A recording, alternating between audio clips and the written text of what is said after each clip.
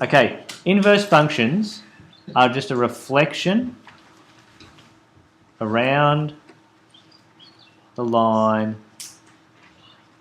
y equals x. That's all it is. Okay, so any graph you have. All right, so let's just draw. Let's do something like, what can I do? Do this.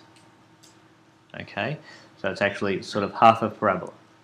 Okay, we reflect that if we're finding the inverse function around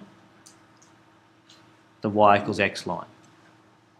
Okay, so that blue dots are the y equals x line, and my inverse function will actually do that. All right, so it's a mirror. So in the past we've talked about reflecting over the y-axis, so reflecting this way and reflecting over the x-axis. Now you're reflecting over that diagonal line. All right, that's all that inverse functions are. If they ask you, and I don't think they do this year, but they might next year, if they ask you to find the inverse function, all you do is swap your x and y.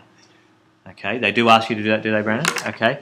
If you have the equation y equals 3x squared plus 2, okay, and they're asking you to find the inverse of that, so they'll say, how do they do it? They go fx? I don't know. I can't remember if they do fx. Anyway, all right, you change the x and the y over. So x equals 3y squared plus 2, and then you rearrange it. Okay, so then you rearrange this to get y on its own. So x minus 2 equals 3y squared. X minus 2 on 3 equals y squared. Square root of x minus 2 on 3 equals y. So that is the inverse rule of that. Okay, so all I've done is swap the x and y. So instead of writing y, I write x. Instead of writing x, I write y. And then you just rework that using your algebra skills, which you are all awesome at, to get y on its own, and that's your inverse function. Okay, that's the rule.